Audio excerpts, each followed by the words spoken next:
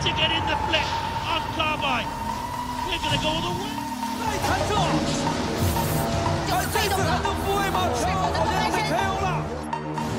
Oh my God! That's gonna hurt. Grab the milk, Jenny. Welcome to the Combot Collective.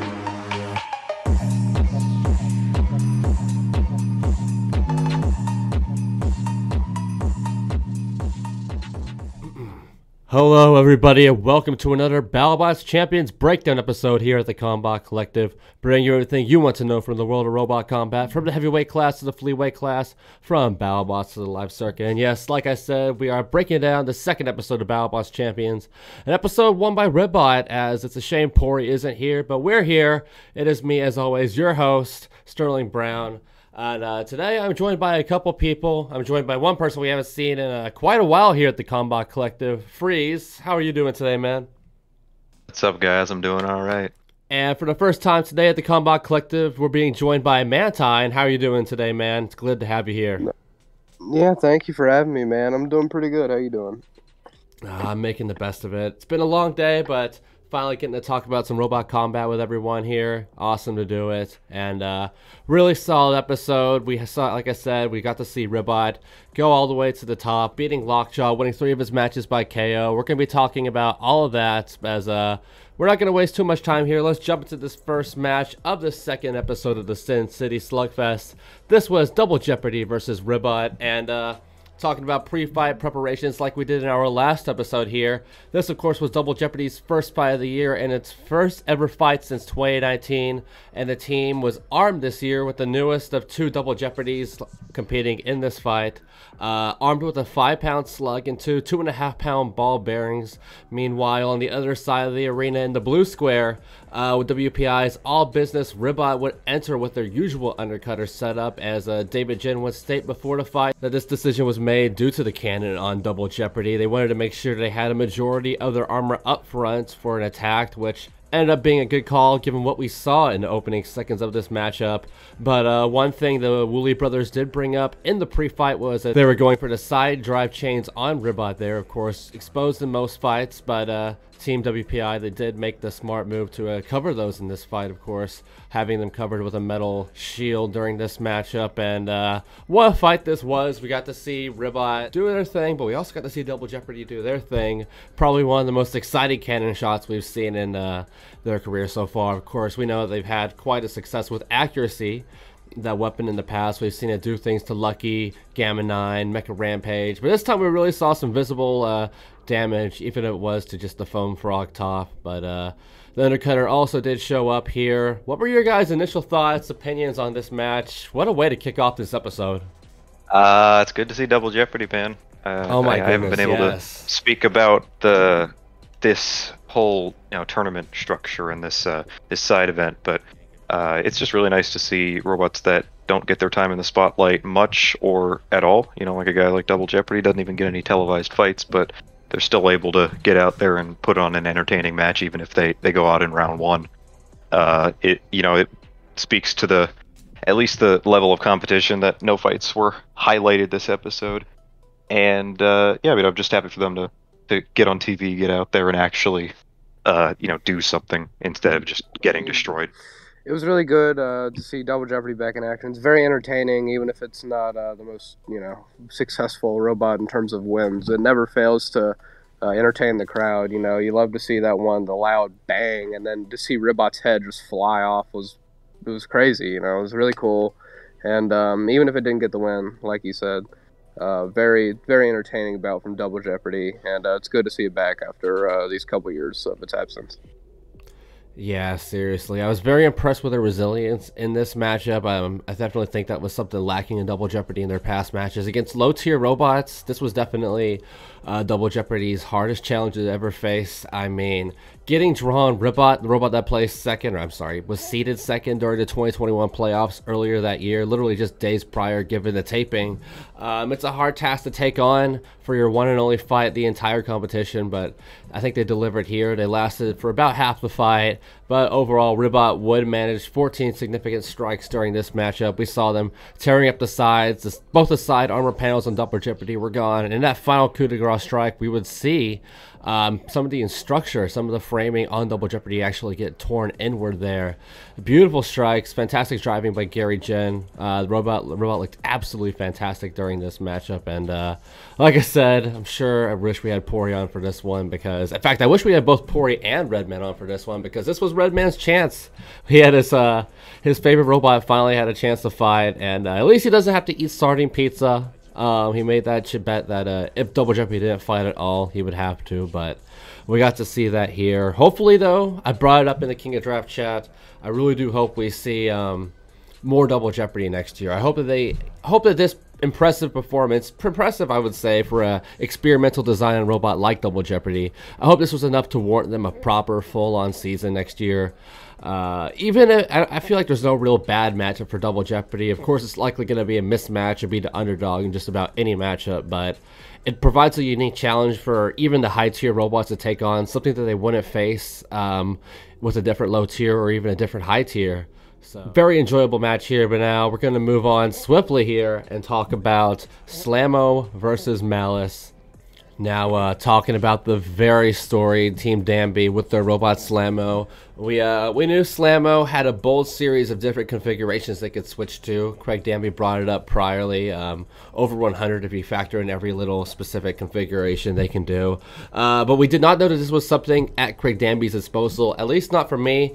Of course, we probably expected the anti-horizontals plow with some holding arms like they had at the top, but they would also show off a two-wheel drive body here with a wider diameter of wheels, which Craig Danby said was primarily to make sure that the robot could steer well and it could be aggressive and it could go full throttle for most of the match. And I certainly would say he would, given the results of this matchup. But on the other end of the arena, Malice, Team Malice, of course, the unlucky rabbit, they kept their usual look here. They don't really make too much in terms of major modifications, but they would run the rolling blackout weapon during this match, a weapon that has caused the team some pretty big problems during the regular season. There was kind of a lack of reliability, a bit of a problem child for Team Malice during the regular season, even if they did end up making the playoffs. But it looked good here. What a fantastic match, and honestly, what a showing of resilience for Craig Danby. What are you all thinking about this match? I'm very impressed with how Slamo did in defeat here. I love the strategy they came in with. This was the right configuration, and for the beginning of that fight, they definitely had it the upper hand, and they were, Malice is one of those robots that's easier to stop their weapon and get them controlled around like we've seen before, so they were doing a pretty good job there, but there was just one point where the weapon didn't go down all the way, and in the confusion of trying to get that back down and have their ground clearance, they got the wheel taken off, and that pretty much doomed their chances of actually winning the fight. But it was it was good to see them to stick in it and still do their thing. And Slamo's performance this year was another one where it's like it's just unfortunate considering them making playoffs of last season. They got enough left in them to keep competing, but this one was Malice. The weapon kept moving. So a good fight, and another solid entry into this episode. I think these Champions episodes have really the fight quality has been surprisingly high, aside from the the Triple Crown fight from last episode. Heartbreaking. And I think this just this way they're structuring this competition is going to do more good. I think this is a very good fight, and it's a little unfortunate, Craig Danby, Slamo, they definitely had a really good chance going in this fight. They started this fight off perfectly and had one unlucky moment where they got, stuck on their back, and that was very unfortunate. And even with the lost wheel, I still think they put up a very admirable fight for what it was. But unfortunately, they couldn't get it done. Malice, the weapon reliability issues didn't seem to plague them this fight too much, and they kept spinning the whole time. The little thing that they put on the back to stop it from getting stuck came in very clutch. Very clutch. Saved the day. Absolutely, man. That was good to see. I'm glad that worked out for him. And that was definitely kind of like a hold your breath type of deal, because it was doing like the Surgeon General, where it kind of got stuck on its back. He wasn't sure if it was going to fall down or not. Very entertaining fight. And what Freeze said, I think the quality of the fights in Champions have been much more stellar than I would have ever expected. There's been not many dull fights other than Triple Crown one. There's some upsets here and there. There's some very breakout performances. it's been great thus far, and this is a pretty good fight. And yeah, I'm looking forward to more champions for sure. Absolutely. Like what y'all were saying, it's been an absolutely fantastic season. I think we saw the same thing with the Bounty Hunters tournaments last year. You know, these happen after the regular season. Teams aren't worried about trying to play the conservative game, about trying to last to the round of 32 tournament. You know, this is also the end of the year. They've gotten all those, you know, round 1, round 2 gremlins, those goofy things that they didn't expect when they built the robot, out of the way. It's been figured out. You know, mostly robots have had at least 2 fights coming into this, and everyone knows that this is now literally play until you're knocked out. You know, of course, there's no tapping in Battlebots, but there is a multi-season schedule, so you do kind of want to hold back. Here, it's single elimination. Everyone's literally fighting to fight longer at Battlebots, pretty much. Outside of exhibitions. I'm sure there was some exhibitions sprinkled here and there. But I digress. Everyone's giving it all right in these 2 episodes, and you can really see it, especially with the destruction we've seen. I just wanted to say that I like that they've added in exhibitions at the end that have actual meaning, because, like you said, robots are willing to go out there and take risks and have fun, and honestly, I think it might be to the benefit of the audience, just because, you know, a legit competition, you know, people want to win, and it creates a lot of scenarios where you know, you watch an episode and then people are talking about it for 4 months because they're so upset. I think the controversy, if you can even call it that we've already seen in Champions is so much less than what we dealt with during the regular season. Beautiful. It feels like the pressure is gone. Yes. No, it's been a wonderful season. I definitely can't wait to see what comes forward. And as we now move on to the second half of this round 1 bracket here, talking about what they were billing as the Battle of New York. I'm about to burp. 1 second. Excuse me. Fuck. Leave that in. Next blooper reel, I mean, 4 more burps. But yes, the Battle of New York, deep 6. Shatter and Pain Train, of course. It was Staten Island versus Brooklyn, 2 very popular boroughs here. And I don't see as many people talking about this bit of news here. Pain Train, who, like Duck and Smee, is having its last ever event here, had its last fight here, as something we failed to mention back during our episode 2 preview was that this will be the Pain Train's final event. Evan Arias mentioned it during the NHRL July live stream that they are going to be working together to make a 250-pound version of Shredded Bro. So this is Pain Train's final ride on the rails here, spending the rest of its career inside the NHRL studio, and they really didn't come in with too many changes for this final fight. Same weapon, same body. Evan Arias did say in the pre-fight interview that they did use new wheels during this matchup because they were trying to give themselves less drift issues, I would say. While on the other side of the arena, we had Shatter, who was more black than silver for this matchup. Not as much a blade of armor, but they were running the 2 short wedgelets in exchange, as Kenny Florian would state.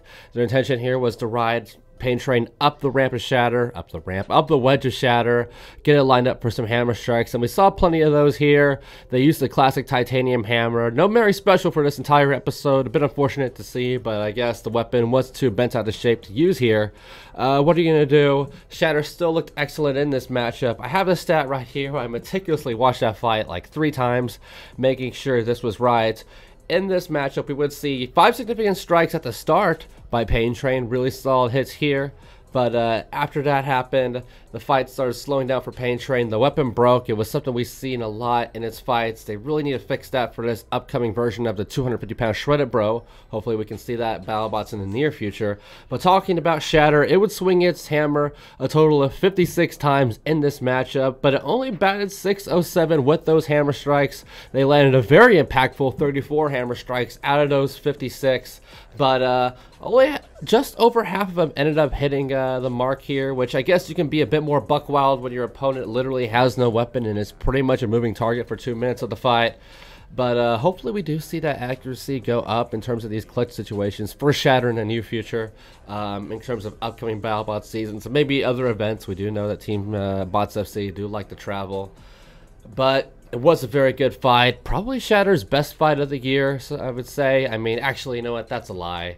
Blacksmith fight was stunning, but probably their second best fight of the year. The Sub-Zero win left a lot to be desired. And I'm not saying that just because I'm biased. But what are you guys' thoughts on this Battle of New York? You know, Pain Train got out there and actually got some hits in again, which was really nice. It's kind of same thing I said in the Yeti fight. They're not a complete pushover in any of these, but after a while, it's the long game, the 3 minutes that they just haven't been able to push through. And when that weapon stopped working, is basically just over because a big square robot that's not super fast was just a walking target for Shatter. But it was another fight that I'm glad was at least competitive, and Shatter got some good punches in there to show that the hammer still got power. Driven really well again, and just good job by them. I think Pain Train definitely showed some promise in this fight. Had some decent launches in the first 30 seconds to a minute probably. And I mean, the reliability issues was kind of plaguing him again, and Shatter got in some big hits. It was good to see Shatter get in some of those really thunderous, hits right on the top armor and right on the drum as well. Shatter very well driven this fight, even if it wasn't the most accurate. It stayed pretty nimble and managed to not get wedged a lot in the fight, and it stayed pretty elusive. Stayed on target for over 50%, which isn't bad with a hammer that's as Shatter's pretty fire heavy. They kind of just full send at every fight, so yeah, over 50 ain't bad. Right. Like you were saying, Shatter, plus there's a lot less risk, swinging Shatter's hammer more wildly than, say, a robot like Beta, who, of course, puts literally everything in that robot into a hammer strike, which is, of course, why we saw them swing it so little during that 2020 championship, or at least one of the reasons. Of course, they had some magnet issues, but that's a story for another season. Talking about this Battle of New York, we got to see it. Eric quickly put it himself, Shatter, the unofficial king of New York now, until we get maybe a different New York challenger coming up, maybe challenging them for the throne. As for Pain Train, as we send it off here, I am very impressed with these last two fights. Of course, it did end up it ended up being one-sided matchups, especially in terms of the Yeti fights. Pain Train got destroyed there. But in this fight specifically, we saw them land good hits during those last two fights. 5 hits in this match here. But, of course, the weapon went down. But the robot looked durable. We saw that top of a Pain Train fly right off during those last 2 matches against Deep Six and Yeti. Stayed on here and took strike after strike after strike from Shatter. So nothing to be ashamed of there. And we got to see Angel, who, of course, appeared in a After the Havoc episode we had a couple months back. So shout out to him for that. It's awesome to see him as we now move on to our final round 1 match here in Battlebots Champions episode 2. It was the one that was billed the most hyped up. Of course, we're talking about Deep Six versus Huge, Battle of the Hosses here. Yeah, this was a fight I've been looking forward to since both of these robots came on the scene together. Some great hits and some good flying around, but this fight kind of reminded me of when 2 big, powerful, huge build MMA fighters fight in like the heavyweight division. Yes, I was thinking the same thing. You swing for a while. Yeah, you swing for a while, and you got some amazing hits, and then just like humans do, you get your blade stuck in the wheel, and then you run around for a minute and a half, basically doing nothing. It's what happens when you got 2 big. I wouldn't say glass cannons, because Deep Six is the glass cannon, but the 2 big weapons going at each other. Eventually, one or both is going to break, and then it is what it is. But I'm glad the fight happened. I think we were all looking forward to it. And man, shout out to Deep Six. They were, honestly, for me in this episode, they were the highlight for me, because they haven't really had their breakout. For sure. Yeah, absolutely. Yeah, and out of all the fights in this episode, theirs were by far the most entertaining. And it was awesome to see them do so well and finally punch above their weight. I think this fight was a fight that everybody was looking forward to since the dawn of Deep Six. I feel like everybody was like, oh, fight Huge. That'd be the Battle of the Titans type of deal. Yeah. And Deep Six definitely delivered here, man. Huge had some reliability issue. I don't even know if it was reliability. It was more just Deep Six hit it really hard. Launched in the air a couple good times. Absolutely buried the blade in between the wheel. That was very impressive. Like you said, I think Ribbot may have won the bounty, but I feel like Deep Six won the episode, won our hearts. Definitely. I feel like it really showed up. All of its fights were very entertaining. And the reliability issues that Deep Six had in the past seem to have been somewhat remedied. And it's very impressive to see Deep Six deliver these monstrous hits and keep on trucking, very good fight from Deep Six, and I hope that they'll be able to come back next year because Deep Six has really impressed me throughout this Champions bracket. Yeah, the changes that they made during this matchup, you know, we saw them, they added the little feet to the front wedges there to stop any more kill sauce me incidents. That worked out well. They used a brand new asymmetrical 4-foot tall spinning bar here called the Anchor. That worked beautifully. That 4-strike Deep Six managed on Huge there, shooting it nearly 10 feet up.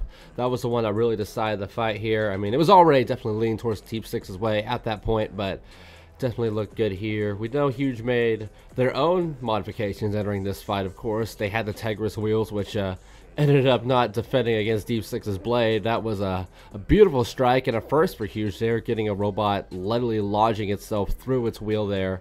I was very impressed that that actually honestly happened without needing an unstick. And other modifications we ended up seeing on Huge were those front stoppers that I believe we saw during the uppercut matchup. They were lined up on Huge here as well, but I guess they didn't seem to work out well. That's 0-2 with those little front stoppers on the bot. They didn't really seem to do much in either of those last fights, as Huge still took the damage. In fact, during that very first strike of the entire matchup, Huge would lose left side drive. And during the final strike, the one that shot Huge so high upward, we would see Huge lose the weapon as well. Deep Six would also lose one of its weapon belts, but it looks like it had a redundant system. The weapon spun for the entire duration of the fight. Very impressive for them. As in fact, I don't even know if we saw that weapon stop once for during the entire episode in all 3 of its matches. So huge props for Dustin SY, Team Overboard, and Deep Six for that one. They looked great here, and this was just the first of 2 big upsets they would get here. We'll get to that second one in just a moment, but now let's talk about this next match. Jumping into the bounty bracket semifinals here, we're talking about Ribbot versus Malice, and I like this matchup because they jumped straight into it. They maybe even quicker than ever for a reboot era fight. It was very comedy central. They said, hey, we're here, we got Ribbot and Malice in the arena, let's go. Some people were sad about the entrances being gone, but I thought that was kind of neat. But talking about the fight itself, we would see some changes for both the robots here. Malice would enter this fight, switching from the rolling blackout to their classic weapon, Big Red, the horizontal drum. And Ribbot would put on their vertical spinner weapon, of course, for this matchup. A very good counter for any horizontal spinner. And speaking of the horizontal spinners, we also would see the horizontal spinner plow on Ribbot here. I believe this is the first time we've seen that this year. Very unique setup for them. But ultimately, we would see Ribbot win this matchup in a very impressive showing of driving by David Jin. And a historic matchup for Ribbot, but we'll get to that in just a second. What were your guys' thoughts on this matchup here? It was a battle of East Coast and West Coast between Ribbot and Malice. It's fine. I don't know. Right. It really was just sort of a fight. Yeah. I don't know. I'm not gonna sit here and say like Ribbot is boring or anything. I don't want to make a blanket statement like that. But just compared to HyperShock's run last episode, you know, them winning was fine. None of the fights really jumped out at me. They were very efficient. But I think they might be one of the most straightforward of the, I guess you could say, top tier bots now. They won, and this was definitely their fight this episode that I felt most about. You know, they got it done, but it took all 3 minutes. The vertical spinner wasn't very punchy. It was very small and fast, but it didn't seem to do much damage per hit. And you know, they just outdrove them, controlled them, got the hits in, and got it done. So yeah, I guess I can applaud them for that. But you know, the fight was one of the fights in the episode. Yeah, this was definitely a fight that if you were watching Champions, you probably could have gone up, got a drink, maybe came back. You wouldn't have missed anything, really. I mean, you know, Ribbot's been very consistently good. While, you know, I personally don't think it's, when it has been put up against really big threats, Black Dragon, you know, Hydra, it's come up short. But it's won a lot of fights, even if it hasn't had the tough strength of schedule, if you will. It's still delivered. Definitely. Yeah, it's delivered against the smaller bots, but it always seems to struggle against the real big guys. Here in the championships, it delivered, but again, it wasn't against the top of the top here. Really, there was none of it. I mean, all of its fights were rather dominant, somewhat. This one was more of driving more than the vert power, really. The vert didn't do anything much of note. It was more like, you know, it kind of wedged Malice around for the 3 minutes. It wasn't very impressive. It was just, you know, it was a win. I mean, that's all you can really say about that fight. Yeah, there's not too much to comment on this matchup here. I was very impressed with Gary Jin. I've said that like 3 times now. David Jin's driving in this matchup. Like Chris Rose thought, like I thought, like a lot of people thought, many people thought that weapon on Ribbot was dead come the second half of that matchup. But last 10 seconds, they drove around, spun that weapon up to full speed and said, hey, this is a big tournament, man. I'm trying to not use this weapon. I had a match 1. Here you go, judges. See? I'm perfectly fine. Give me the win. And that's just what they did here. Chris Rose made an interesting factoid in the start of the fight, one that I didn't even know. Apparently, Ribeye has gone through its entire career, up to this point at least, with every single win it's ever had being by a knockout. Even, I could have sworn that the Falcon win in 2019 was a judge decision, but I guess I was wrong, which is crazy because I was literally at that fight. But I digress. Like, we had a big jinx last episode. Martin Mason jinxed that we'd never see the bottom of Mad Catter. What happened next fight? We saw a lot of that Mad Catter bottom. This fight, what's going on here? Chris Rose says we've never seen a Ribot judge's decision. This very fight, Ribot wins it by judge's decision. Well earned here, even though, like you guys said, it wasn't the most impressive of victories. I mean, it was certainly a robot fight. That's literally what I said immediately after the fight happened. I was like, well, that was definitely a fight I've definitely seen many of those, but yeah. Yeah, I think it. One thing I will say is not to so we all just dog on Ribot, but I think it speaks to how much they've grown that we can talk about them like this. That they're not just, you know, a novelty frog suit. And I will also give them credit for actually using different configurations as a modular robot. It was nice to see them bring in the horizontal for most of the fights this episode. I would also say that the horizontals are they're good. Weapon. They really are. Honestly, I would too. Yeah, the horizontal, it's been better, and it's also much more entertaining, I'd argue. Yeah, for sure. They have more of a crippling depression, the 30-pounder style of a horizontal spinner undercutter. You know, we see with a lot of the undercutters, you know, PP3D, Valkyrie, the brand new heavyweight coming up in the scene, Samurai coming from Brazil. It's a big horizontal spinner and the 2 big wheels, but you have more control, more of like a force with a 4-wheel drive undercutter design. Ribot's really been able to show it off here, and it's been able to seriously capitalize, taking out wheels left and right that we see in these next 2 fights. Before we get to that one, let's talk about that second semifinal matchup. What a spectacular fight this was. Deep Six versus Shatter. Shatter was getting thrown all over the place. But before we get to that, coming into this matchup, the changes were minimal for both these robots. Deep Six in this fight would simply switch from their asymmetrical anchor arm to the classic Deep Six blade that we saw all during the regular season, while Shamler would take... Shamler? Who the hell is Shamler? Shatter would take a... It's Shamler! Shamler. That's absolutely... I don't know where that word came from, but... Really be saying shit. Shambler. King of draft chat moment right there. But there we go. Shatter took a similar path, primarily just ditching the front wedges here, ditching those front wedges that I used during the Pain Train match. Not much need for them, and if you're fighting a robot like Deep Six. A bunch more armor though on the top and the sides of Shatter, much more a blade of armor, so it was looking a lot more like that classic Shatter, but they were still rocking the classic titanium hammer here. And Jesus, what a matchup this was. Deep Six literally juggled Shatter twice in this matchup, and I made a big worry, had a big like talking point during the prediction video. I said HUGE was gonna win this tournament, by the way. I look like such a clown. Probably your best prediction, actually. Shut up. I said Hydra would win Battlebots. They made it the final 4. Okay, yeah. I'll take that one. I'll go home with that one. I'll also go home with the fact Sub-Zero is going to win the Golden Bolt, but I digress. That's a story for episode 5. Whoa. All right. We'll get there. We'll be playing Sumo Right come episode 5. I guarantee it. But talking about this match, like I said here, I was expressing some concern about a potential Shatter versus HUGE match because of the worry of Shatter throwing that weapon into HUGE's arm. Same worry here. Deep Six had its way with Shatter's hammer arm, struck it, threw Shatter all over the place, bent it to shit.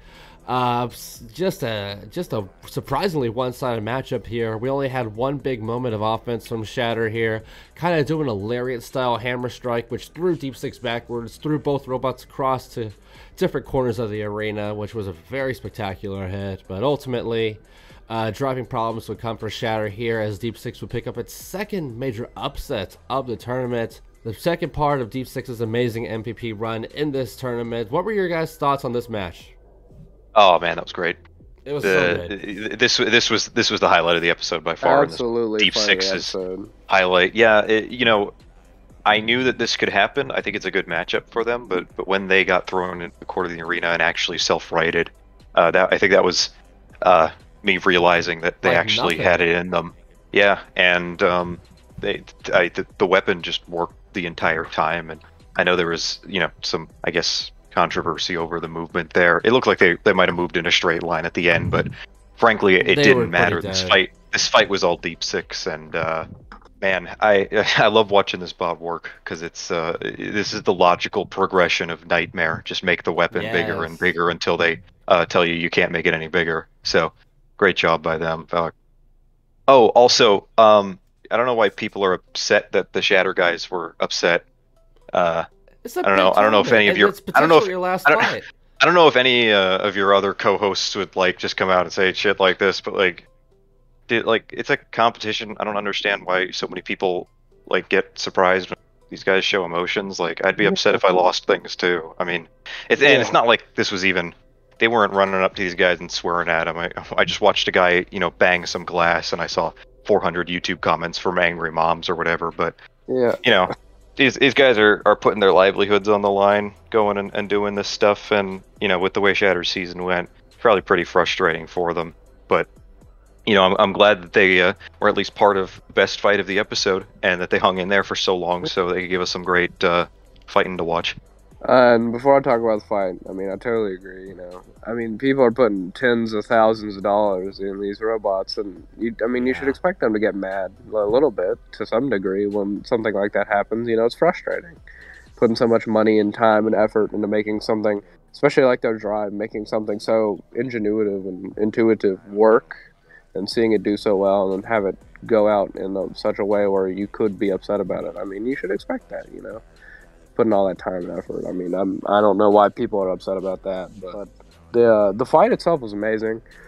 Deep Six absolutely won my heart over. It was already in there, but just seeing it actually work and keep working, and seeing it hit Shatter into the air high enough where it could keep spinning and then hit it a second time like a combo. It was amazing.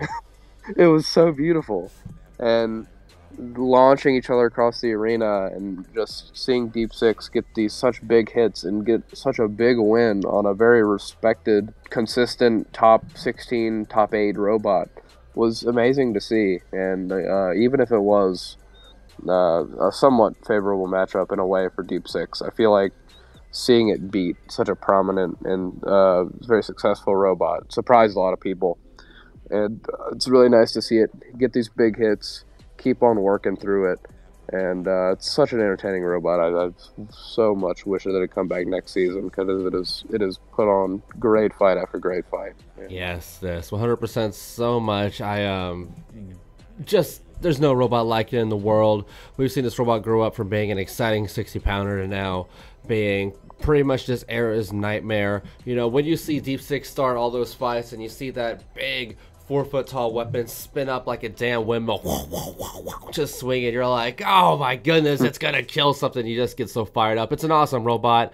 The way the robot's reliability has gone up so much this year too is absolutely beautiful to see. I mean, Dustin Eswine sold me on this potentially being Shatter's win when he was like, oh yeah, if you step on this robot, it's probably gonna break. I was like, oh man, this is a hammer bot. Eventually this bot's gonna hit it, but they did it. They did the unthinkable, and they won this matchup. I am super proud of Team Overboard pulling this victory off. And like you guys were saying about Eric Wrigley and a lot of the Shatter team, Bots FC, you know, I guess you were saying this is Battlebots. This is the top of the top. This is an intense tournament. You know, Golden Bolt's a brand new concept, and it's single elimination. You know, the Shatter team were knowing very well that this might be their last fight if they lose this matchup before they have to pack up for New York and wait till next year. So there's definitely a lot of intensity, a lot of sudden death kind of moments coming into matches like this. So we've always known Eric Wrigley's an intense guy, but it's in a competitive nature. I was talking about that on the Battlebots subreddit earlier today, you know. And these people, they know how to turn it off, like you were saying, Freeze. They're not going over there fighting the other team, you know. They're like, ah, damn it, and then they go and shake the other team's hand. Yeah, you just get it over like that, as Shatter and Huge both get upset by Deep Six. A career night for them, like y'all were saying, and overall, I mean, up to this point, Deep Six's career record in Battlebots is, I believe, 7-3 at that point. Let me make sure. No, 5-3. My apologies. But now, as we move on to the bracket final here, Ribbot versus Deep Six. You know, two tales of different designs here, unorthodox and about as straightforward as you can get. Of course, Deep Six, the glass cannon, the 4-foot tall, 80-pound blade, the tiny wheels, extra little bits of scaffolding everywhere to keep that bot standing on its base. And then we got Ribbot. You know, I was bringing it up to a lot of the King of Draft people in the chat after the matchup. I'm sorry, after the episode. You know, I've said it before, I'll say it again. Ribbot, Team WPI, they have figured out a very impressive thing here. They have figured out how to make a robot as straightforward as 2018 Brutus, a fan favorite that's apparently beloved. It's a cute robot. It's an awesome robot, in fact. I love how sturdy it is. The robot won't die. David Jin's a fantastic driver. So, I mean, it's earned its spot, but it's definitely a robot which is very meta-based. I do dig the Undercutter. As talking about the Undercutter would return for this matchup here, as David Jin was definitely looking to focus on the wheels of Deep Six, while Deep Six would remain the exact same as it did in the semifinals, rocking the classic Deep Six bar. And both these drivers, Dustin S1 and David Jin, would both cite that they were going to try using Deep Six's gyroscopic forces to their advantage in their own ways in this matchup. David Jin, of course, was trying to take advantage of Deep Six's gyroscopic forces here, while Dustin S1, of course, was taking advantage of them in different ways, trying to keep Ribbot on his toes, try to play the defensive aggressor position, and I think Deep Six played that perfect here. Kept in the middle of the arena and kept itself aimed forward, getting to the point where you make Ribbot look like less and less of an aggressor as the fight goes. This fight was like a Wild West showdown, a chess match, whatever you want to call it, and it probably is one of my 5 favorite fights of the entire year just because of that. I mean, big hits, one-sided matches with a lot of destruction is one thing, but when you have me at the edge of my seat until literally the last 30 seconds of the matchup, like, oh my god, what's going to happen next? Who's going to win? Who's going to hit who? Who's going to hit who? And every impact felt impactful, and it did here. Whether it be Deep Six's big hits taking out Ribbot's wheel, or Ribbot taking Deep Six to the screws, surgically removing that one wheel while Deep Six would still drive Dustin S1 on that one tiny wheel, just going and going and going until he eventually got high centered and be counted out with 11 seconds left in the matchup. That was seriously heartbreaking, but Deep Six really showed its worth here. If that fight went 11 seconds longer, if Deep Six could have lasted 11 seconds longer, this might have been a judge's decision going to the big time spinner to fight LockJaw. But here, fortunately, Deep Six just could not survive. As Kenny Florian put it, patience pays off. We would see that here. But what were your guys' thoughts on this bounty bracket final? Well, this fight was kind of a double-edged sword for me. It was a very tactical fight. It was very interesting in the sense that it was like, oh, what's gonna happen? You know, is Ribbot gonna get around to the side? Is Deep Six gonna catch him and absolutely obliterate him? But when the hits actually came, and when it came down to it, I was a little bit let down by this fight. Actually, I mean, that one big hit where Deep Six falls over in the back of Ribbot's cool, and I was like, oh my god, they both got back up and they're still moving. And then when Deep Six got stuck in the screws, and he got stuck there for a good like 15 seconds, and the screws just didn't reverse, I was a bit annoyed by that. Yeah, and it was kind of sad that was. Yeah, it was kind of annoying that the fight sort of ended like that, because I feel like Deep Six could have won had it not gotten stuck like it did, and I was a bit peeved by that. But I mean, I understand. You know, I'm not mad at the Ribbot team. I wouldn't want to get hit by Deep Six either. So fair enough. It was good driving by them, and other than the little non-screw reversal, good fight. It was great maneuvering, great driving by David Jin. Ribeye was very, very elusive in this fight. This is just a driving clinic from Ribbot. I actually missed their pre-fight interview the first time I watched it, but I thought they recognized it during the fight. Even before the fight, they recognized that Deep Six wouldn't be able to keep its wheels on the ground if they were, moving side to side and circling around it. And it took a while, and I think Deep Six started out staying in the corner, which was probably their win condition for a bit, and then just lost interest, and they wanted to go on the attack and get some hits in. But Ribbot did such a good job of eventually getting them completely turned around and taking the wheel off. It was an entertaining fight. I don't honestly think it was that close. I think Ribbot controlled it for so long that I think they would have got the decision regardless. But Deep Six hung in there till it couldn't anymore, and I would have loved to see them go in this final. Who knows what would happen against LockJaw, but a great showing from them, and Ribbot, put together a pretty entertaining fight here. I don't want to sound like I was just bored with them. They did a great job. This was their most tactical fight and their most entertaining. And I really do think they've cemented themselves as a top-tier robot going into the future and next season. Yeah, seriously. Both these robots came out of this matchup looking absolutely excellent. Excellent driving for both these teams in their very own styles. We very rarely see a team fight Gyro and make it to like their own advantage like we do with Team Overboard and Dustin S. Wide. He deals with it so much, whether it be with Deep Six or Depth Charge like we see in Norwalk Havoc. Absolutely amazing driver. One of the more underrated ones in terms of big kinetic energy weapons. But Ribbot would end up taking the cake here.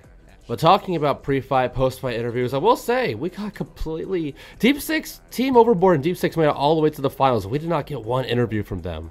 Like, that did bum me out a little bit. I know 8 fights. We all wanted 8 fights, and when you get 8 fights in an episode, there are some sacrifices you got to make. We didn't see one fight intro. We missed a few interviews. But I mean, geez, they're the MVP of the episode. We couldn't get them on once. But, yeah, that's true. What are you gonna do? It'd be what it be. We know they are. It's not like a Mad Counter situation where it's all hype, all spectacle. They're all business. It's a Navy diver. What are you to expect? But shout outs to Deep Six. Really are the MVP of the episode as we finish off talking about them. Like I was saying, Ribbot versus LockJaw, battle of a true legend of the Comedy Central era and a guy who's probably going to be known as one of the legends, one of the real stars of this reboot era, Battlebots. Of course, WPI, the college, taking on mutant robots. Great match here by Ribbot. Excellent driving. Talking about everything coming into this match, though. LockJaw, I'm surprised they didn't really build up too much on this. They didn't bring up once at all during this episode. I mean, I know they were trying to make LockJaw look like a big deal, and they were really trying to hide the fact of an 0-3 during the regular season. But I feel like they could have leaned into that a little bit, kind of build up like Donald Hudson wants to make sure they get a 1 on the 1 board this year, or try to keep their year alive, or keep themselves relevant, or prove that they ain't shit. Something along that lines. But we didn't really get that. They were just like, oh, it's LockJaw, it's Donald Hudson, 4 giant nuts, you know what to expect. And, well, we expected that. They sort of came in there.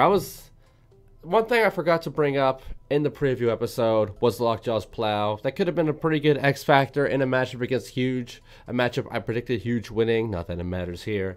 But LockJaw versus Ribbot. Ribbot bringing the undercutter once again into this matchup. LockJaw, like I said, looking like classic LockJaw. But they did have that big plow in the rear, though really didn't factor in much at all during this matchup. Ribbot went right under it, and it would take only 2 big-time strikes from Ribbot to start crippling LockJaw's drive, and only 3 more to flip LockJaw over. And from that point forward, I mean, it would just strike to the rear, strike to the sides, strike to the rear, strike to the sides. More fantastic driving from David Jin here. When he's in that undercutter position, he's brought it up in one of these pre-fight interviews. It's all about mobility with the undercutter setup. He's not worried about catching the floor with the spinner. He's not worried about catching it with any wedgelets. He can just glide along with the undercutter and hit whatever. And we really saw that here. Fantastic surgical driving by David Jin. They didn't hit the face of LockJaw once, I'm pretty sure. Fantastic matchup here as Donald Hudson would finish off his year 0-4, going the Adam 94 route with that one. It's a bit of a bummer to see. But like Donald Hudson said at the end of the episode, it shows how far ahead, the steps that the new era of Robot Combat is taking, and that he just has to get there, has to keep up for this following season. So we know whatever he has in mind is probably going to be a solid robot next year. Hopefully he gets a bit of an easier schedule. But talking about this bounty boss battle, Ribbot qualifying for the Golden Bolt tournament here. What were your guys' thoughts on the main event of this episode? I don't want to I don't want to be that guy, because Donald Hudson knows better than I do, and there may have been some config fuckery before the episode, but I don't understand the decision to just go forward with the plow. The undercutter of Ribbot is too low. LockJaw has some pretty high ground clearance, and yeah, I don't think there was any way you could have expected that to actually face right on with the weapon and actually get it stopped. I would have liked to see them just go with the forks and hope they could kick him up and throw him around like a lot of other robots have done. But regardless, Ribbot is solid and it's well driven, and they picked him apart. That's another knockout. I don't even know how many they have in total at this point, but man, I like watching the undercutter. I think it's their better weapon, and we said that already. But it's good to see a successful horizontal spinner in Battlebots right now, with Tombstone suffering and all this stuff going on. We'll see how they do in the full tournament against a lot of verticals. So yeah, pretty decent fight. It wasn't much of a fight, actually. It was kind of just it was a very good show for Ribbot. How about that? LockJaw it seemed very helpless here, man. It tried to lead with the plow, and the plow didn't do anything, really. It just kind of got... Yeah, the plow just kind of got beat away, and then Ribbot chewed away at the tires, and I know Donald Hudson probably be pretty disappointed about that, because that was a bit of a wash, unfortunately. Great showing from Ribbot. I think the one thing that this does mean is we need a modern hammer saw Tazbot. Definitely. Oh my goodness! I didn't even think of that. That sounds lovely. That'd be on so the turret. Cool. Yes. Yeah, that'd be sick, man. Seriously though, as for LockJaw has a ton of potential. When it does work, it works. But it's had a lot of issues with burning out the weapon motors. And if they can get that fixed, and they can keep that weapon up the whole fight with Donald Hudson's driving, maybe get an anti-horizontal plow too, and that in combination with Donald Hudson's driving, LockJaw definitely has the potential to be a force to be reckoned with, but it just needs to work on the robot itself being more reliable, and maybe some more configurations to help deal with the vast span of robots in the modern day Battlebots. Yeah, good job to Ribbot though. I think their horizontal was very impressive this episode. The horizontal was very powerful, did a lot of damage, and I'm interested to see how they'll do in the bracket with all these really big plowed verticals, and even to an extent how they'll do against maybe something like a big horizontal like Tombstone. But Ribbot has definitely cemented itself as a great competitor and one of the higher tiers. Yeah, absolutely. And like what I was saying, it definitely has to be disappointing for Donald Hudson, Mutant Robots, doing this so long. I mean, this guy's competed literally since 1995, and this may very well be his worst performance yet in terms of wins and losses. 0-4 for the entire stint. Very frustrating. And I mean, Donald Hudson said it multiple times this year. He firmly believed that this was the best robot he's ever built. And to get that result, oh my goodness, it has to be aggravating. But, we see this every now and then. One big team always ends up taking a big fall. Bronco in 2019, Tombstone in 2020, and now Mutant Robots, LockJaw in potentially 2021. I'm sure he's going to bounce back. He's been very good about adapting. We saw him, come in 2005 Combots Cup, 2009 Battlebots, and contend there after long stints of nothing. 2015, he made the playoffs. 2018, of course, he won the Desperado tournament. 2020, bounty champion against Beta. He'll figure it out. He'll bounce back. But like we were saying, congratulations to WPI, Ribbot. They are going to the Golden Bolt bracket, the grand finale of this year. And I mean, I'm pretty happy with how this Golden Bolt bracket is filling out so far. Everyone feels like a deserving contender. I mean, we have HyperShock, who spoiler alert, of course, the defending Remars All-Stars champion. That's a big title in its own right. We have the number 1 and the number 2 seed from this year's tournament in the bracket. Of course, we have the 2016 Battlebots champion in Tombstone, the 2020 Battlebots champion in Endgame, the 2021, our defending champion in Tantrum. They're all here, and it's looking to be quite an exciting tournament. But guys, as we wrap it up here, celebrating Ribbot, our event winner, our episode winner, I should say. What are y'all's final thoughts on the second episode of Battlebots Champions? I think the fight quality is still up. I don't think it lived up to the insane expectations of how great that first episode was, but you know, we got to see all the fights. I got some great highlights, especially from Deep Six in there. I think it's really good that we're seeing a lot of these robots that just haven't got their time in the limelight actually coming out there and having some awesome performances. So I'm super happy for that, for Deep Six. You know, congratulations to Ribbot, and we'll see if the streak continues of the challengers beating the robot at the end of the bracket. This episode was pretty good, man. Overall, as champions, I think the champions brackets have been even better in fight quality than the regular season. There's been a couple great fights episode. You know, there's no point where I was bored apart from Triple Crown just not moving at all. But other than that, there was no real point where I was incredibly like, oh my god, this is such a horrible fight. You know, this episode, very impressed by Deep Six. Ribbot with a pretty good showing.